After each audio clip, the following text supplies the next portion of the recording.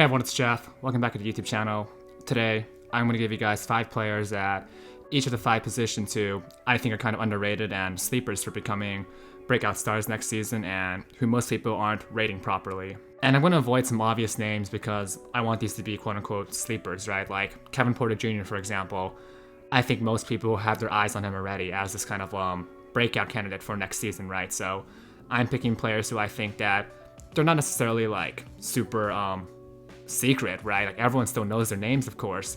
I just think that they have a better chance of breaking out next season than what most people are giving them credit for. So my first player is going to be Darius Garland / DeJounte Murray. And I already made a whole video about Garland, which is why I'm going to be talking about Murray here instead. But I like Garland.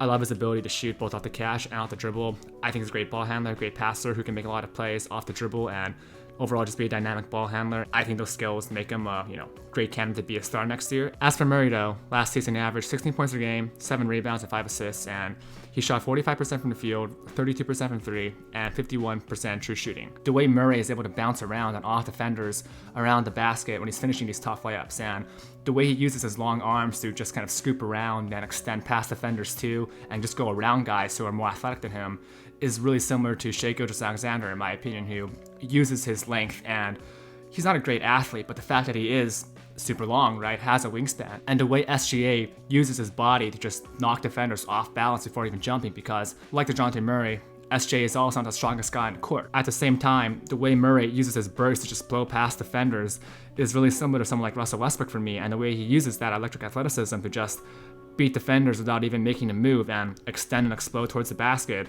also show great signs for his future finishing abilities. His mid-range game has also definitely improved. This year he shot 47.7% between 16 feet and the 3-point line, and he shot 45.2% between 10 feet and 16 feet. Those are elite mid-range numbers, and considering 47.1% of all his field goals are from that range, it's already a great tool for Murray. And really the only thing holding him back from becoming a star is a 3-point shot. This year, 32% from 3 on 3 threes a game is not great, right? But realistically, if he can actually get that consistent, his jumper does look good. It's just throughout his career, it's never really been a huge part of his game, but it's one thing holding him back from being a 20 points per game scorer in my opinion, because he's already up at 16 points per game. We've seen players like Brandon Ingram and Lonzo Ball take these steps in 3-point shooting within one summer, right? And if DeJounte Murray can figure that out, he's close to being an all-NBA level player already, right? When you factor in his great defense, the overall rebounding and playmaking, he's a triple-double threat every single game. Next up, Tyrese Haliburton, who I know isn't exactly a sleeper because I think most people already know who he is. I just still think he's being underrated and underappreciated. So last year he averaged 13 points a game, 5 assists. He shot 47% from the field and 41% from 3 on close to 59% true shooting. And he was only a rookie. And Haliburton's just a smart player. He's going to be one of the most versatile PGs in the game, and he's already the perfect role player in my opinion because he can do pretty much anything you ask him to do. He's always in the right place at the right time, and he makes a huge impact on defense in terms of playing in passing lanes and just being a lockdown on-the-ball defender already. And Haliburton doesn't even need a huge leap in quote-unquote skill to improve, because I just think by virtue of playing more in the NBA and gaining more experience, he's going to get better at just taking advantage of bad defenses and stuff like that, and that's going to get him up to close to 19-20 points a game in my opinion. Sacramento is currently my quote-unquote sleeper team to make the playoffs next year because I think they already have all the pieces to make the playoffs and be an 8th seed. It's just whether or not it's going to come to fruition actually. You have De'Aaron Fox, who realistically is already an all-star level point guard. It's just Sacramento is never good enough for him to make the team. You have Tyrese Haliburton, who, if he takes the next step, is a borderline all-star player already. They just drafted Davion Mitchell, who is a rookie but has shown some great defense already in the summer league and might provide that spark plug scoring off the bench. Rashawn Holmes, if he stays healthy, is a very quality starting center, even if he is a bit undersized. And Harrison Barnes, in my opinion, is one of the most underrated power forwards in the league already. And I just think if Sacramento can actually stay healthy, and if Haliburton takes the next step, and Mitchell is going to be a decent rookie, they have all the pieces to make the playoffs, and I think they're on the same level as Memphis or Minnesota or New Orleans. At small forward, I have OG Anunoby / Sadiq Bey. I'm going to focus on Bey, but I wanted to show OG some love because even though I think most people do recognize him now, I think last year he made an improvement that is kind of stepped on by most people because he averaged 16 points a game, 1.5 steals, 0.7 blocks a game, and his 3-point shot really improved a ton.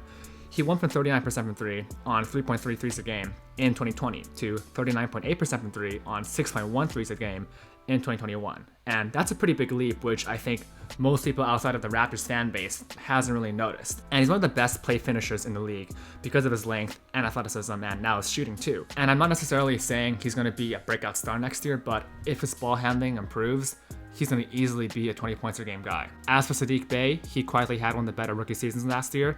He averaged 12 points per game, but the most impressive thing is the fact that he shot 6.6 threes per game and close to 40% from 3. Those are fantastic shooting numbers for a rookie, especially when you factor in his good defense. And I also think Bey showed some good shot creating ability off the dribble for a rookie as well.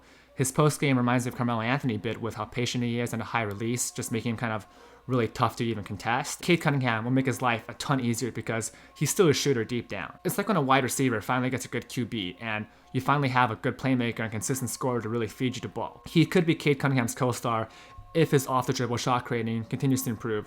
You think about someone like Chris Middleton, the way he uses his length and size to really make a bunch of tough shots over defenders from the wing.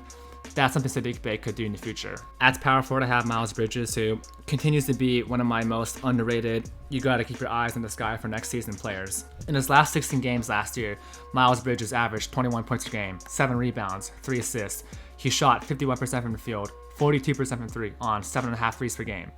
And he also got a lot better defensively this year too, with great size for his position and great length. And like OG, he's one of the best play finishers because of his shooting and his crazy athleticism.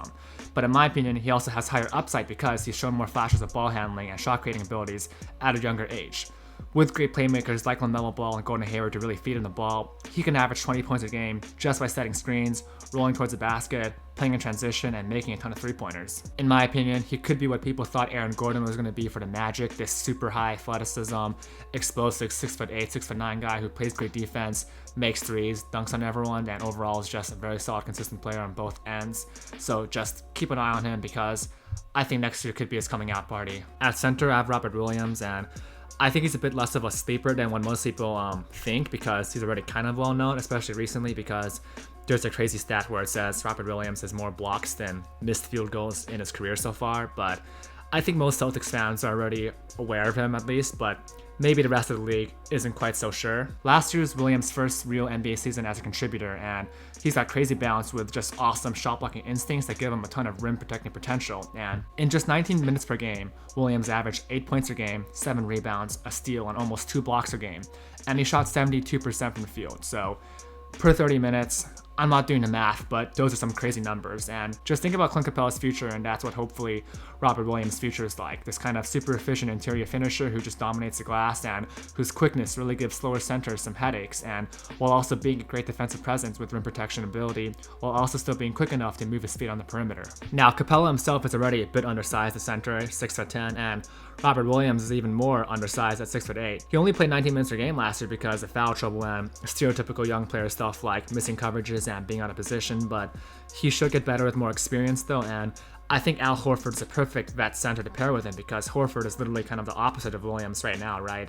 He's way more polished on offense, better passer and shooter, definitely way less athletic, right? And slower on defense, but smarter and bigger, so I think that when Williams is struggling to stay on the court because of foul trouble and maybe he's just getting punked by Joel Embiid or something, you could put Al Horford in and it can help out a lot. I actually think Al Horford might start this year to begin for the Celtics because he has that experience with Boston's offense, obviously. Brad Stevens loves him. But if Williams can actually stay on the court consistently this year and play 25 minutes per game, he could average a double-double at like 14 and 10 this year already while being a great defender. But yeah, those are 5 players that think a lot of the NBA is underrating right now. I hope you enjoyed the video, and I'll see you for the next one.